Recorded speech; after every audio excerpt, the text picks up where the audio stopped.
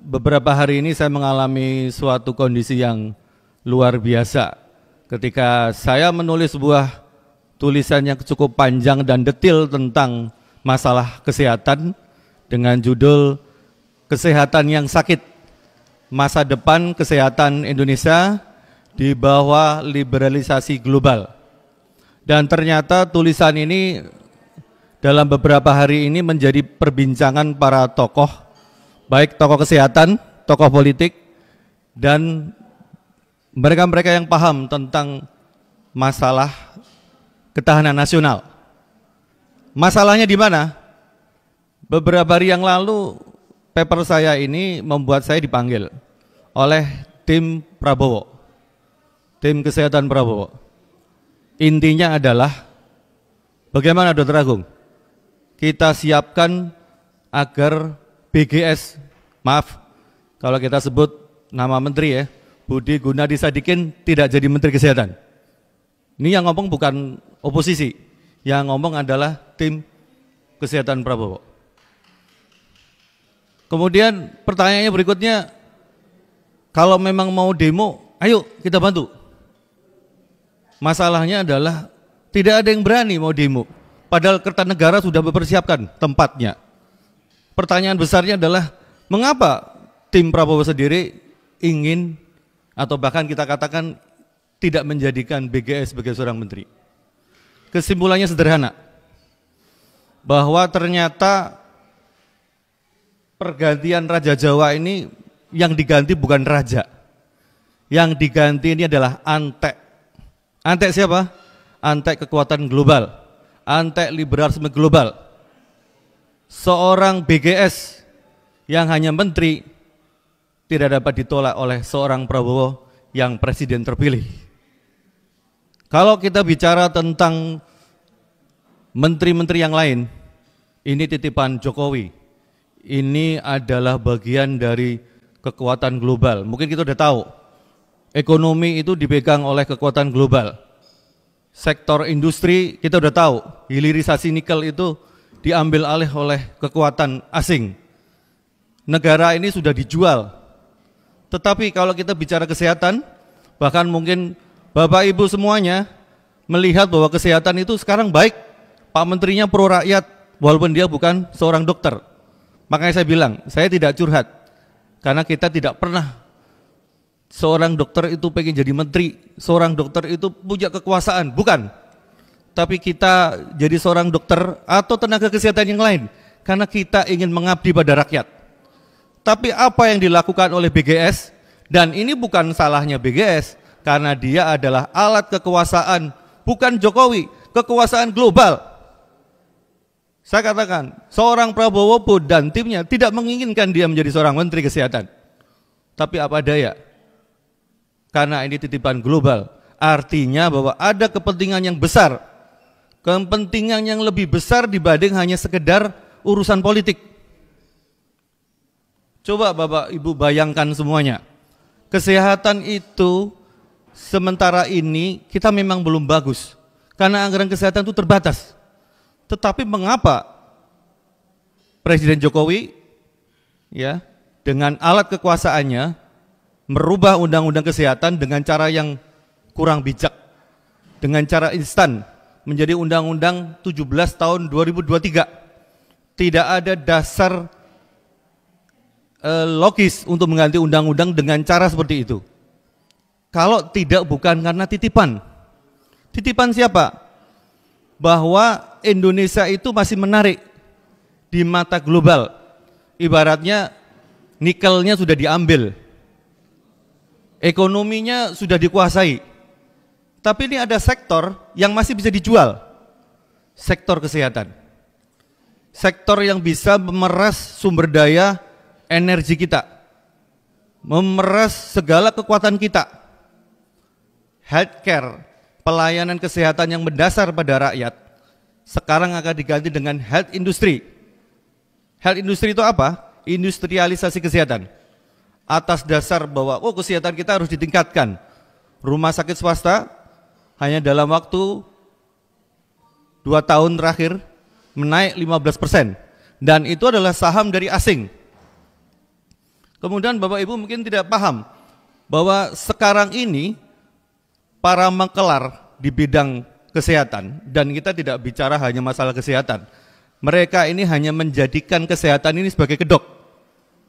Mereka memberikan bantuan, Melinda and Bill Gates Foundation ini, ya, beserta WHO-nya, ingin menjadikan Indonesia itu sebagai market. Mereka punya barang, mereka punya jualan, termasuk adalah kita tanpa disadari, nantinya orang sakit itu bukannya sembuh, tapi bagaimana caranya orang sehat punya ketergantungan, walaupun dia tidak sakit. Karena apa? Penyakit bisa diciptakan. Mereka mengajari kita untuk lebih hidup sehat, sehingga nantinya kita akan bergantung pada institusi kesehatan yang memang bukan milik kita. Karena saya katakan tadi, mandatory spending yang 5% itu tidak dijadikan kekuatan. Saya pernah ketemu dengan Pak Menteri pada awal-awal ketika dia ingin melegalkan, ya, lewat regulasi undang-undang kesehatan. Apa katanya? Kita tidak perlu anggaran, karena banyak yang mau membiayai. Dan saya pada waktu itu sebenarnya diharapkan oleh beliau untuk mendukung beliau menjatuhkan organisasi profesi. Artinya IDI, Ikatan Bidan, Persatuan Perawat itu akan dilibas. Bahkan sekarang kekuasaan kesehatan itu hanya ada di satu, di tangan Menteri Kesehatan. Dulu ada yang namanya Konsil Kedokteran. Konsil Kedokteran itu di bawah Presiden, dibentuk dengan undang-undang sebagai kepala negara. Artinya bahwa ada organisasi atau lembaga independen yang dibentuk oleh pemerintah yang nantinya itu adalah untuk menjamin keselamatan rakyat di bidang kesehatan. Kementerian Kesehatan itu hanya regulator, tetapi sekarang mereka bermain sendiri. Regulator iya, yang akan mengadili iya, dan sebagainya. Dan apa akibatnya? Akibatnya adalah kita semua dalam beberapa tahun ke depan itu hanya jadi market. Seperti halnya kita bergantung dengan barang produksi luar negeri. Rakyat dibuat tidak percaya dengan buatan dalam negeri. Ya. Tidak hanya dokter, rumah sakit milik kita itu memang dibuat bergantung dengan teknologi yang mahal. Bayangkan, Pak Menteri ini punya rencana dengan anggaran 880 miliar yang uangnya mungkin bukan dari kita. Artinya uang hutangan.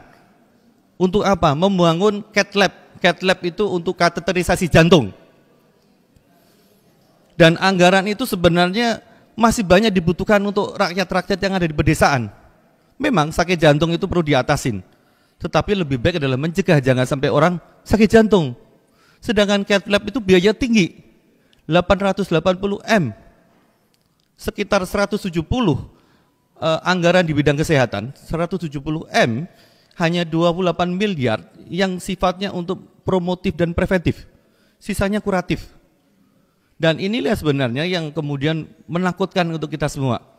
Ini bukan urusan seorang dokter, ini bukan hanya urusan seorang Menteri Kesehatan, bahkan ini bukan hanya sekedar urusan Presiden.